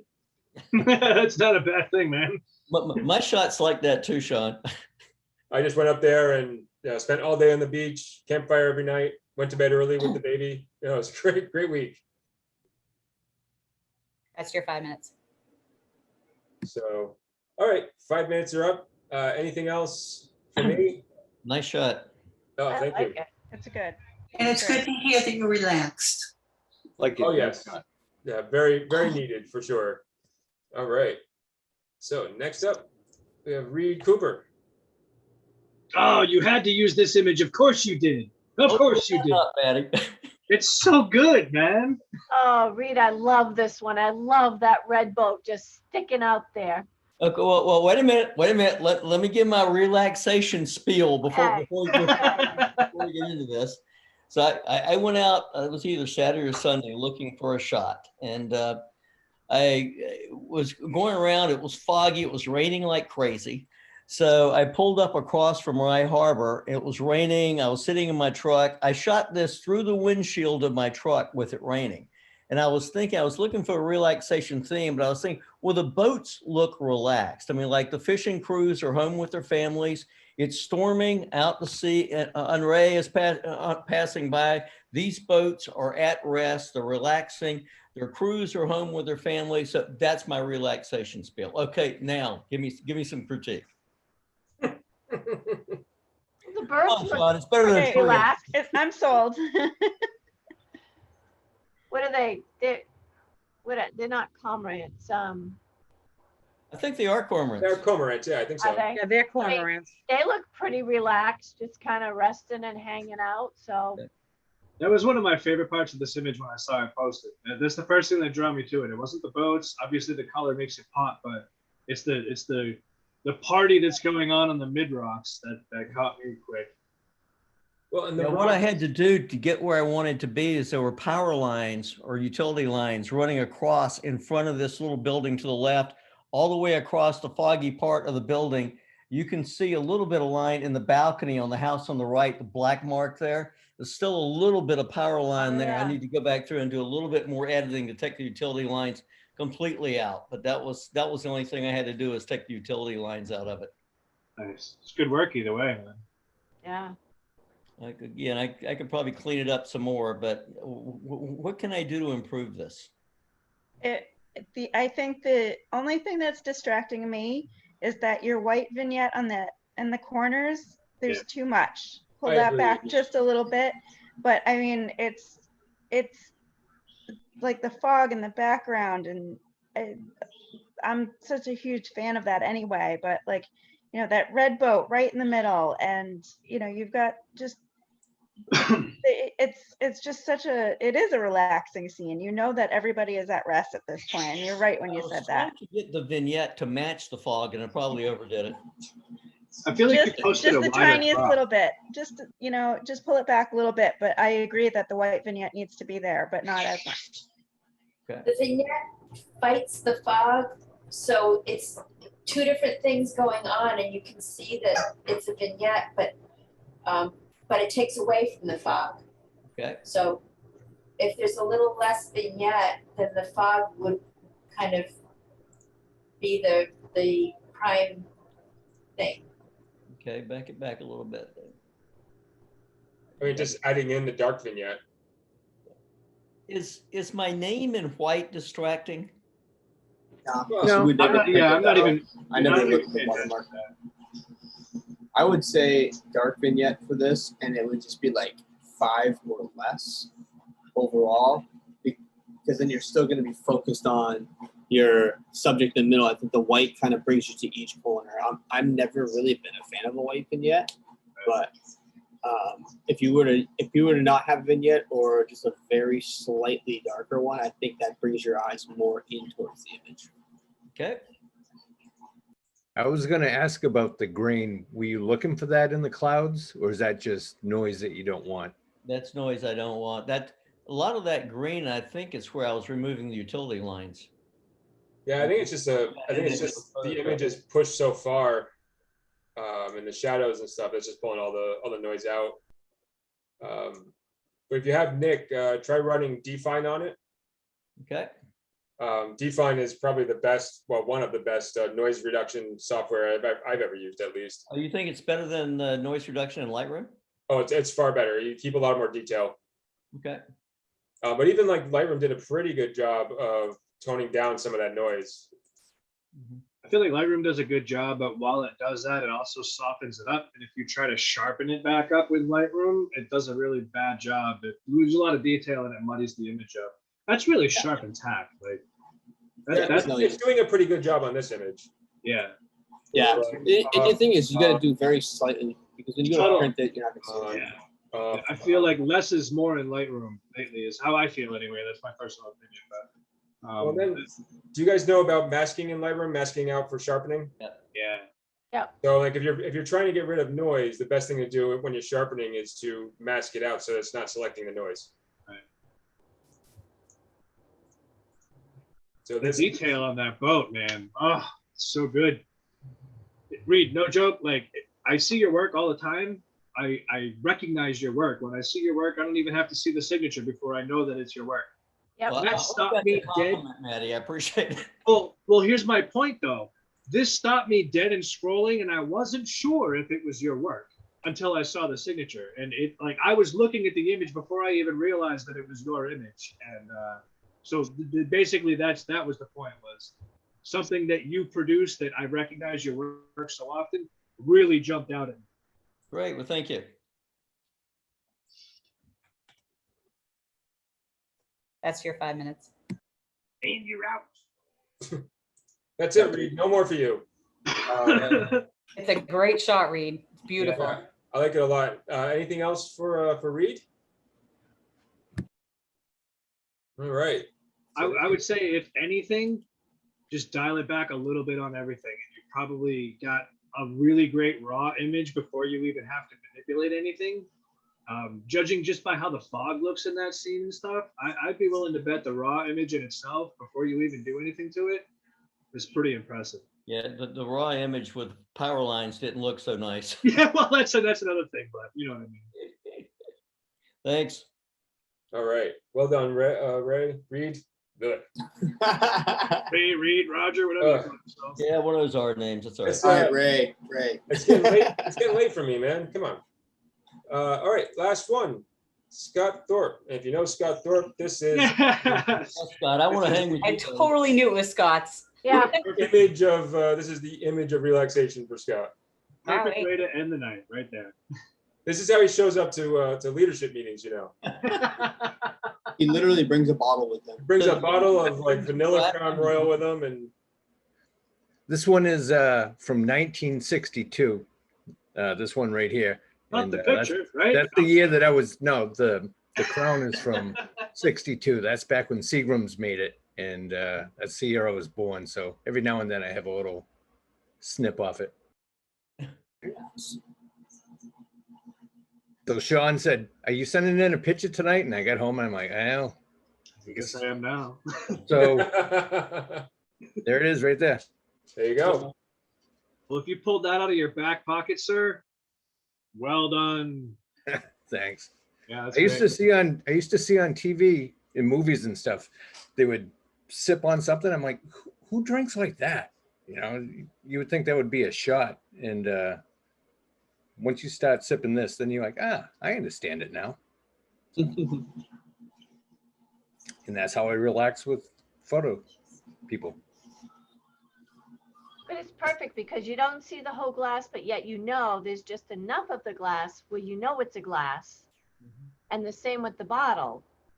You don't need to see the whole bottle to know that it's a bottle of the Crown Royal. My favorite touch on this is the fact that you put the Crown Royal bag behind it. It's to cover behind up it, yep. anything in the background. That's absolutely perfect. Everybody knows that Totally signature agree. bag. That's what makes it. So just from a product photography standpoint, right here is what Separation. yeah, I refer to that as a tangent. Yeah. And it drives me crazy when you see that stuff where you have these lines meeting up. No touchy, no touchy, no touchy.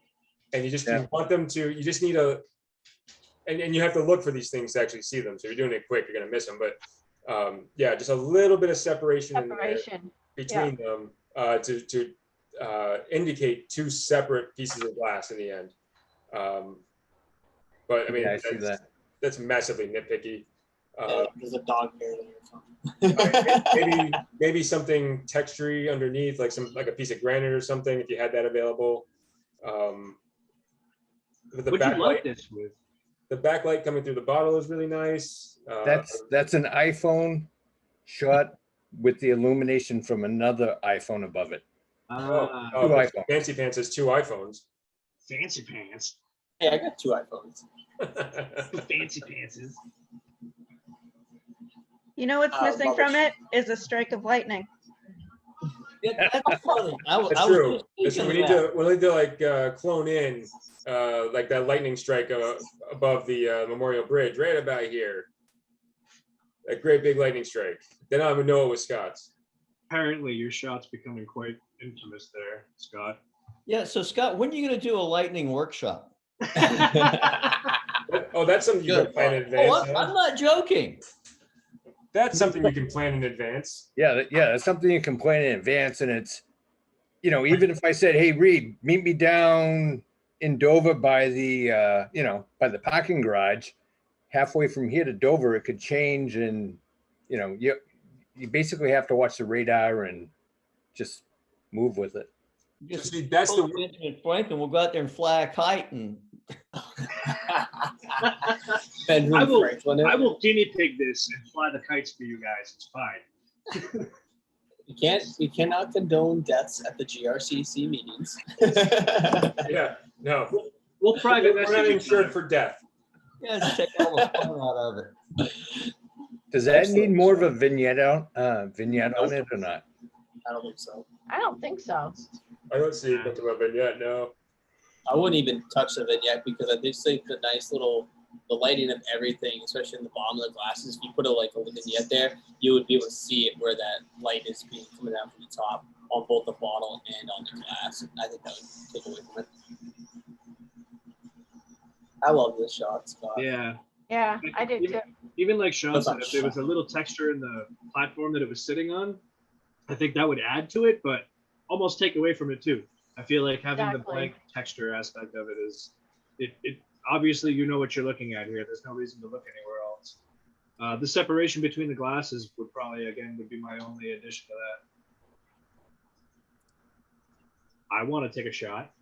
We've been really nitpicky to each other. That's a whole new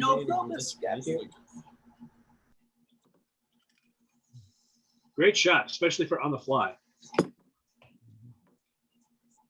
Yeah. Nice work, Scott. Yeah.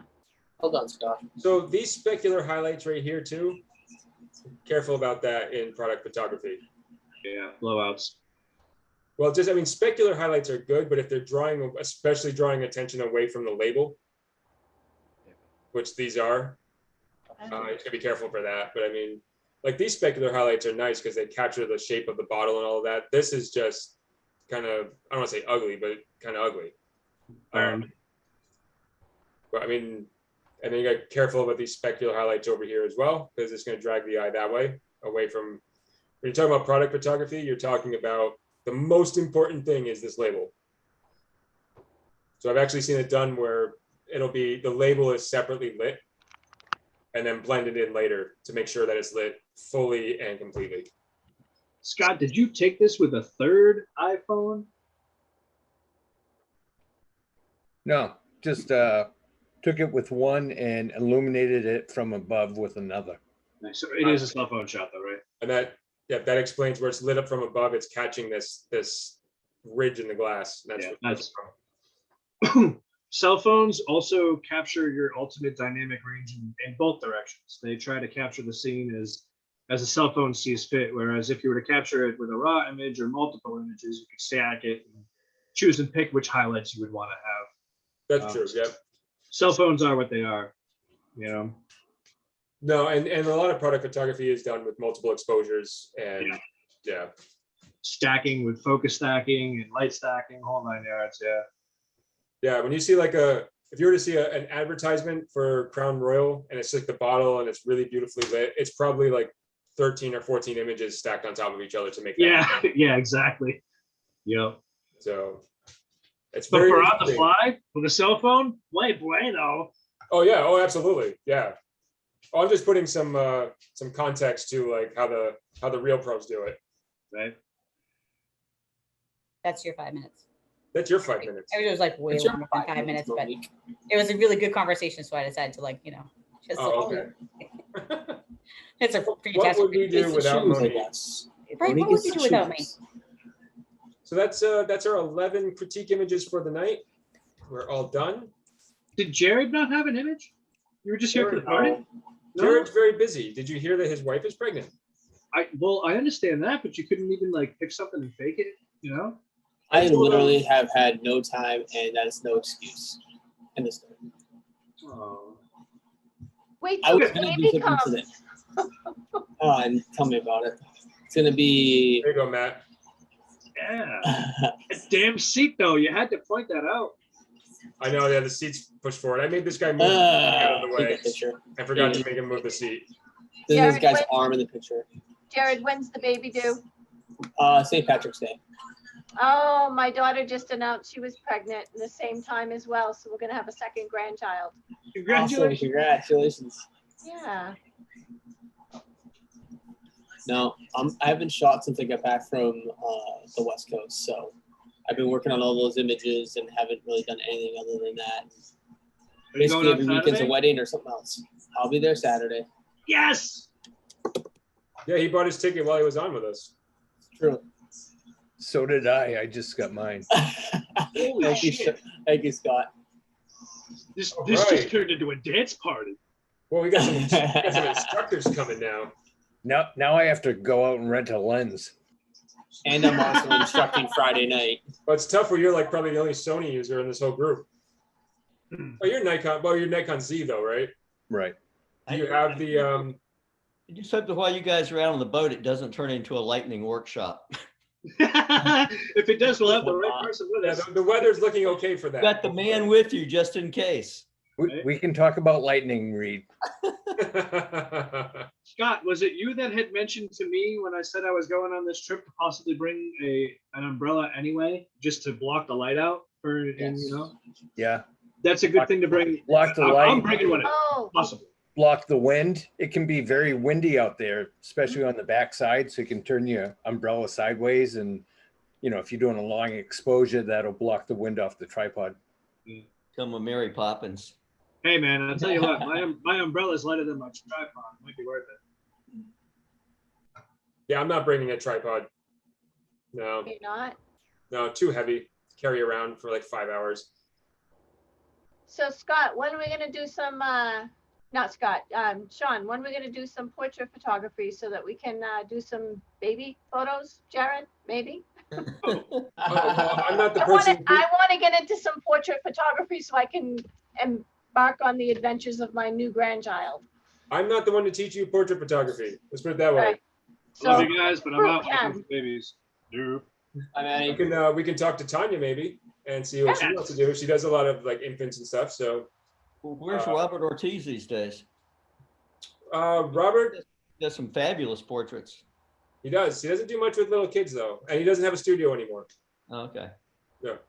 That's true. We ought to get Tanya in house and have her do a workshop for Yeah, portrait. Tanya or maybe Don Chick. I mean, if I could have anybody do it, I would have Don do it. We'll see if he's interested in doing something like that. I mean, Don is. I mean, I just hired him personally to teach me portrait photography because I don't know the first thing, and I'm $10,000 into it already. Hey, Deb, we just missed a perfect relaxation shot of your cat laying on that prop next to you. That's the. Yeah, oh yeah, there it is. Yeah, that cat is relaxed. He's always laying like that. Always. I'm sorry, I Oh didn't mean to interrupt you, Sean. I'm sorry. Oh no, that's okay. I was saying if we were gonna have like a. I just Oh, yeah. realized what I was looking at. Oh my goodness. That guy has no modesty whatsoever. No, if I was gonna hire someone Turkey, to you need to do- see this. Do you see this? Do you see this? Look at this thing. Look at him. At least That's I hit it on him. If we were gonna do a portrait workshop of some kind, I would like to get Dawn to do it if he would be up for it. If not Dawn, then Tanya would be easy because she has a studio right in town as well. So I can reach out to both of them and tell them if there's interest in doing like maybe like one of those Sunday speaker meetings about portrait photography. Yeah, Don is so good that he teaches the New Hampshire Professional Photographers Association. Like he'll do like full day workshops for them. Wow. So yeah, if I can, and he's a member of the club, so if I can get him to do it, then I'll let you know. But I'll definitely reach out and let him know that there's interest in that, and we'll see what we can do. Yeah, no, I never had interest in doing portrait photography until my daughter made her big announcement. And then it's like, oh, maybe the tides have changed. Yeah, I didn't have much interest until I started going to all of the NHPPA seminars, which is almost all portrait. And then I started to learn like what you could do in portrait photography and started getting more and more and more interested in it. So off camera flash, bro. Oh, just all of the lighting, what you can do, how you can like put different backgrounds in and really do like cool stuff. And it really spoke to, as much as I like to edit, it really spoke to me there. Like I love Photoshop. I just adore it. Like a lot of professionals like Asina, I love your mustache. I know, I was looking at that. I was looking at the whole time. I wanted to see how long it took for someone to notice. I noticed it right off. I noticed it right off. We're like having a fun time over here. I was watching your mouth move like back and forth. I found the filters on Zoom. No, but there's a I don't know. I went and saw a speaker named Christy Elias, who was come over from California, and what she does is she does portraits of kids, not necessarily babies, but like children, and she gets them dressed up in like Halloween costumes, and then shoots them in the studio. And then in post-processing, puts them on like rooftops and things like that. So they're like superheroes on rooftops with like the Batman logo behind them. And I was like, that sounds like so much fun to do that for kids, and that's where I started getting some interest in portrait photography. It wasn't until I started realizing what could be done. Oh, wow. So yeah, I just think it would be fun to explore. I don't want to get into it deep, but enough so that I can. Deb, if you're like any of the rest of us, as soon as you start scratching the surface, you can't help but to get into it deep. True. That's why I haven't touched it yet. Yeah, everything I've ever scratched the surface on photographically, it's a rabbit hole. I just go down, and I can't stop myself. So, but yeah, okay. So that's pretty much it for tonight. Great work. Thank you everybody for submitting. What was the next challenge? Hit me. It's gonna be sunset, sunrise. Sunset and sunrise. I think I should know that, but it's 3 glasses of wine in. Yeah, and then Saturday, walking shoes. As far as gear, bring what you want, whatever you feel like. But remember, you're carrying it around all day. That's up to you. Try and remember to bring some waters, snacks. Hopefully the little burger joint's open, but I can't promise that.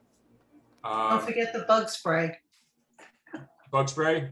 I've been out there once. I didn't really I don't remember the bugs being an issue, but it probably can't hurt. I did hear there was a lot of poison ivy. Well, yeah. Well, if there's poison ivy, if you're allergic, be careful. Stay away from it, or it sucks after. Oh yeah, it's just a rough couple of days if you're, itchy knees and all that. But yeah, it's potentially going to be colder out there than it is in Portsmouth, so a sweatshirt's not a bad idea. Long pants aren't a bad idea. Comfortable shoes, light jacket if you don't want to carry around a sweatshirt. But just remember, anything you bring, you have to carry with you. There's no lockers or anything like that. The boat drops you off and leaves, so you can't keep anything on the boat. And bring your questions, bring your creativity, and if you want to walk with Scott or Jared or me or whoever, I'm sure you're more than welcome to just wander with us, and we'll see what we can see. But yeah, I think it should be fun. In the end, it's just going to be a fun day. And then if anybody is up to it at the end, maybe we'll go out for drinks or something afterwards when we get back into Portsmouth. If you have any history of getting seasick, Dramamine, remember that. Hopefully the swells aren't too bad. I was on a sailboat last week, and I don't typically get seasick, but man, the swells were pretty rough. 1 glass of wine and I was like, can't do anymore. I'm gonna be making a mess of this boat if I drink much more wine. So yeah, that's what I got for you guys. That's it. See whoever is going to be there on Saturday. I'll see you then. If anybody wants to carpool out of Rochester, I have a few empty seats. Let me know. Be happy to carpool over. Yeah, that's all I got for you guys. Any questions or anybody want to say anything else before we wrap up? thank you for contributing your stuff tonight. It's been a good night. Good night. Yes, Thank you, thank you to guys. everybody who. Good, everyone. Night Hey, all. guys. See you See you Saturday. Saturday. Bye. Good night. Bye-bye. Bye.